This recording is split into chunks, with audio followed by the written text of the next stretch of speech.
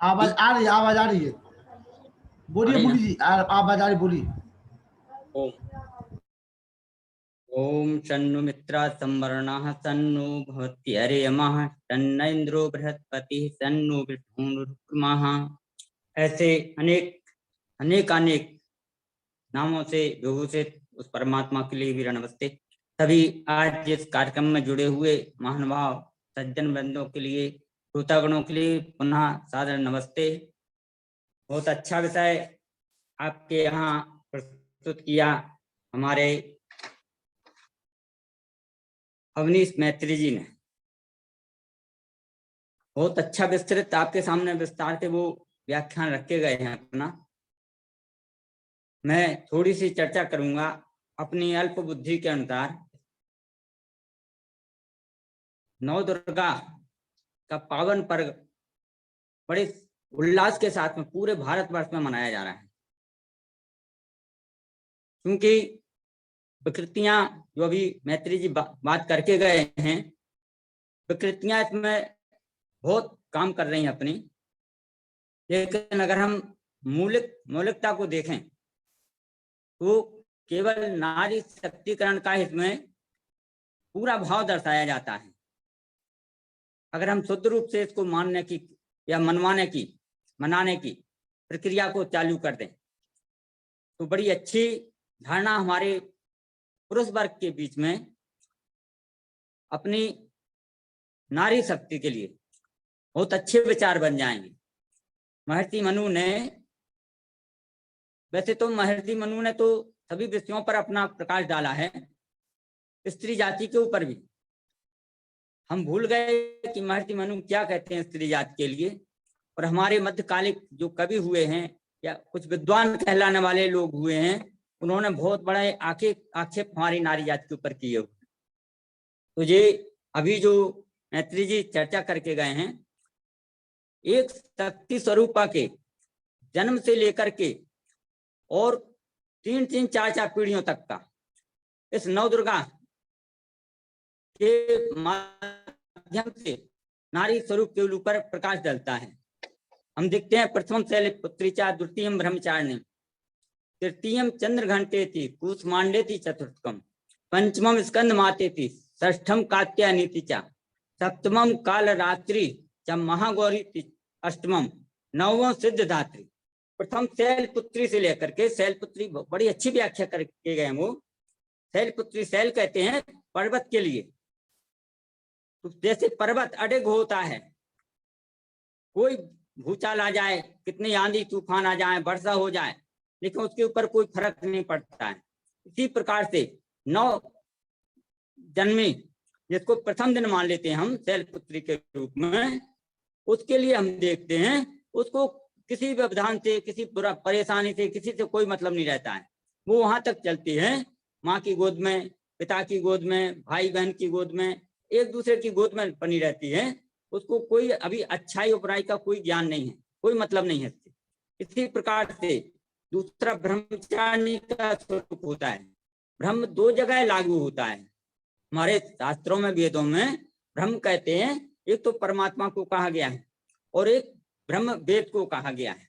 परमात्मा का जो अमर मतलब वाणी है वेद, तो इसको जो जानने के लिए लालच है, तो सर्वप्रथम तो हम विद्या से जानेंगे, वेद से जानेंगे, और वेद के माध्यम से हम उस परमात्मा को जानेंगे।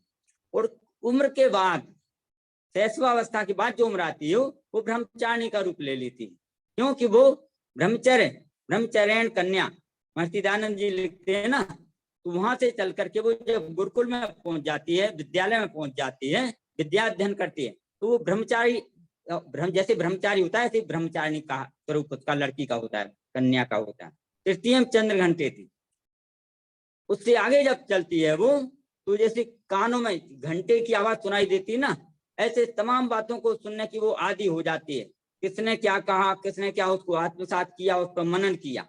तो इसी प्रकार से मतलब नौ दुर्गा 9 देवियां कही जाती हैं, एक ही शक्ति के 9 रूप कहे गए। और जन्म से लेकर के माता, फिर माता से दादी और परदादी, ऐसे 4 स्तंभ इसके होते हैं।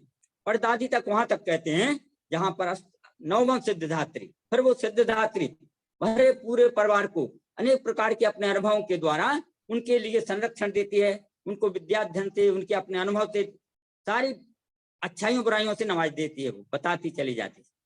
ये हमारे यहाँ 9 दुर्गा जो 9 दिन का, वैसे 9 नया रूप कहते हैं इसको, अलग अलग रूप बदल देते हैं ना, तो उसको यही प्रक्रिया है उसके रूप बदलने की। 9 दुर्गा का स्वरूप हमारे बीच में इस प्रकार से बहुत अच्छे उससे रखा गया है, लेकिन विडंबना कहाँ हो गई है कि हमने उसको अलग अलग आकृतियां दे करके, जबकि उस आकृतियों से कुछ नहीं है। एक शक्ति जो होती है वो बचपन से लेकर आखिरी तक अपने आयु को तो बदलती जाती है, शारीरिक व्यवस्था को तो बदलती है, लेकिन दूसरी व्यवस्थाओं को बदलती नहीं है। तो इस प्रकार से हम चले जाते हैं और आगे शास्त्रों में, स्मृति ग्रंथों में, वेदों में तो बहुत अच्छी बातें हमें देखने को मिलती हैं। हमारे विद्वानों ने कई जगह, एक जगह कहा है कार्येषु मंत्री करणेषु दासी भोजेषु माता तैनेषु रंभा धर्म में अनुकूला क्षमया धरित्री भार्या च षड गुणवती दुर्लभा। ऐसे 6 गुण बताए गए हैं। घर के गृह कार्य में कहते हैं गृह मंत्री, स्त्रियों को कह देते ना गृह मंत्री जी आ रहे हैं, आपको गृह मंत्री बना दिया है। गृह मंत्री का मतलब घर के सारे कामकाज, पुरुष वर्ग जहां बाहर का काम देखेगा, स्त्री जाति वहां जाकर के पूरे घर का काम देखेगी, उसके ऊपर जिम्मेदारी आ जाती है। किस प्रकार से उसको गृह के वस्तुओं का ध्यान रखना है, बच्चों का ध्यान रखना है, पति का ध्यान रखना है, और इसके और भी जो अपने देवर हैं, ससुर हैं, सास हैं, इन सबका ध्यान रखने के लिए उसको, तो इसको गृह मंत्री बना दिया है। इसी प्रकार से करणेषु दासी, कार्य करने में कभी उसको कोई संकोच नहीं होता है। जैसे सेवक होता है ना, उससे कहते हैं भाई ये काम करना है, उसने कहा जी मालिक, उसने कहा ये काम करना जी भैया। तो इसी प्रकार से कार्य करने में करणेषु दासी कहा गया उसको, और कहते हैं वो कार्य करने में पूरी निष्ठा के साथ में, पति ने क्या कहा, देवरण ने क्या कहा, ननद ने क्या कहा, सास ससुर ने क्या कहा, और अपना जिम्मेदारी का काम जो है वो तो बगैर कहे उसको करना ही पड़ता है। भोज्येषु माता, माता निर्माता भवति, बच्चों का निर्माण करने में माता सक्षम होती है। लेकिन जो भोज्य पदार्थ हमारे घर में बनता है उसके बारे में बड़ी आयुर्वेद में कहा गया है, और महर्षि दयानंद जी भी कहते हैं, जैसे बच्चों, लड़कों को, पुत्रों को क्या किस प्रकार की शिक्षा देनी चाहिए, इसी प्रकार से वो कहते हैं शिल्प विद्या, शास्त्र विद्या, आपके गृह कार्य बड़ी सुचारता से उसको सिखाना चाहिए। तो कहते हैं कि जो भी घर में हमारे भोज पदार्थ बनता है, किस प्रकार का पदार्थ बनना चाहिए, ये उसको पता होता है। आज हम देखते हैं हमारी बीमारियों में सबसे बड़ा कारण है बेमौसम कोई पदार्थ खा लेना, किसी पदार्थ को किसी पदार्थ के साथ में मिला के खा लेना जो हमें नहीं खाना चाहिए।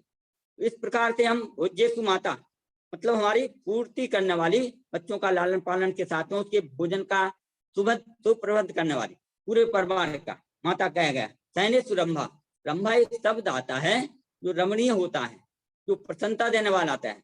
तो कहते पति के लिए रंभा के समान वो सुख देने वाली हो जाती है। धर्म में अनुकूला, अब धर्म के लिए क्या है उसके अंदर, क्या धर्म पुरुष वर्ग नहीं करता है, तो कहते हैं करता है। लेकिन आज के परिवेश में भी हम देखें या पूर्व समय से देखें तो उसको धर्म की रुचि सबसे ज्यादा नारी जात में ही देखने को मिलेगी। पुरुष वर्ग जा रहा है मंदिर, नहीं जा रहा है, धर्म कार्यों में जा रहा है, नहीं जा रहा है, लेकिन स्त्री जाति को घर में ही उसको एक श्रद्धा होती है भक्ति धर्म के प्रति, और वो धर्म के साथ में वो धर्म एक पहला तो जो निर्वहन करती है पूरे परिवार का, उसके लिए वो धर्म का कार्य कर रही है। फिर दूसरे हम देखते हैं किसी भी रूप में, चाहे किसी भी रूप में उसको, चाहे घर में सिंहासन रख के वो उसकी पूजा कर रही हो, हवन के जगह पर वो 2 आहुतियां होम की घृत चूल्हे के पास में, रसोई में जहाँ पे होती है वहां 2 आहुतियां दे देती है। तो वो सबसे पहले कार्य करती है धर्म के लिए। क्षमया धरित्री, क्षमा करने में, देखिए अपने बच्चों को क्षमा नहीं, दूसरों के प्रति भी, दूसरे बच्चों के प्रति, दूसरे पुरुष वर्ग के लिए, सभी के लिए मानव समाज में क्षमा का भाव उसके अंदर होता है। सभी प्राणी जगत में अगर कोई कष्ट किसी को हो रहा है तो हमें आघात नहीं लगेगा उतना जितना नारी जात को लगेगा। धरित्री, धारण करने में, कुछ भी हमसे आप कह लीजिए, जो कुछ मेरे पास होगा मैं उसको धारण करते चली जाऊंगी, उसको किसी के सामने रोना धोना नहीं करूंगी। भारी आचा, ये 6 गुण उसको कहे गए हैं स्त्री जाति के, बहुत अच्छे बताए गए हैं। अब मध्यकाल में मैंने कहा ना कि अपने अपनी भाषाओं में अपने अपने हिसाब से स्त्री शूद्रो नादीयताम इति सुटे या ढोल गमार शूद्र पशु नारी, ये सब चारण उनके अधिकारी है ना। और भी कहा, किसी ने कह दिया नारी तो पैरों की जूती होती है, किसी ने कह दिया नारी स्त्री जाति में तो हृदय ही नहीं होता है, प्राण ही उसके केवल मात्र चलते रहते हैं। तो ये हमारा मध्यकाल का समय जो रहा है, यहाँ महर्षि मनु आदिकाल से कहते हैं यत्र नारस्तु पूजन्ते रमन्ते तत्र देवता यत्रे तास्तु न पूजन्ते। जिस घर में स्त्री जाति का सम्मान होता है उसमें देवताओं का अर्थात अच्छे विचारवान लोगों का निवास होता है, बुद्धिजीवियों का निवास होता है। और जहाँ इनका अनादर होता है वहाँ कोई भी क्रिया सफल नहीं होती है उस परिवार की। समय मेरा कुछ ऐसा है कि लखनलाल जी? जी बस समय आपका हो गया है जी, हो गया है, वही मैं पूछ रहा हूँ। नहीं कुछ रह गया अवशेष तो उसको आप पूरा कर दीजिए, अगर कोई चीज अवशेष रहेगी जी। अतिक्रमण हो समय का, मेरा तो कुछ नहीं है जी बताइए। मैं एक 4-6 लाइनें हैं हमारे पास में लिखी हुई हैं, पढ़ दीजिए पढ़ दीजिए। हाँ बहुत अच्छे दयाशंकर गोयल जी एक बहुत अच्छे कवि हुए हैं अपने उसके, पढ़िए पढ़िए, उन्होंने लिखा है, स्वागत है। लाइनें मैं पढ़ के सुनाऊंगा आपको जी। नवरात्रि नारी की गर्मा जागृति का उत्सव है, नारी से ही संस्कृति का सम्यक विकास संभव है। वह धात्री ब्रह्मा विराट है, साम्राज्य है घर की, वह स्नेह सहयोग शांति सेवा से शासन करती, उसे वेद कहता सुमंगली, घर की तारणहारी, सास ससुर के लिए सेवना कल्याणी सुखकारी। वह जग का आधा हिस्सा है, वह जननी है माता, निज पुत्रों में शत्रुघ्नी अद्भुत शक्ति निर्माता। वह सदैव संतति को का हित संवर्धन ही करती है, जब दुख देते हैं दैत्य धनुज उनका मर्दन करती है। पुत्र पुत्रियों में वेदों में कहीं ना भेद बताया, बेटे और बेटियों का एक साथ स्थान बताया। वैदिक नारी कहती है मेरे सुत हो रिपुहंता, साहस स्वर धैर्य धृतिधारी हो अतुलित बलवंता। मेरी पुत्री है विराट जैसी गर्माधारी, वे दुर्गम दुर्गति विनाशिनी सब विधि हितकारी। और नारी को कहा गया दुहिता दुरहता दूरे हितावा, दोनों कुलों का हित करने वाली। पुत्र को कहते हैं वो एक कुल का ही हित कर पाता है, मातृ पितृ कुल का, लेकिन नारी जाति अपने माता पिता के घर में रहती है तो इस घर का पूरा ख्याल रखती है, और जब पति कुल में जाती है तो मातृ पितृ कुल को भूलती भी नहीं है, और वहां पर भी पूरा संवर्धन करती है, पूरा समर्पण भाव से कार्य करती है।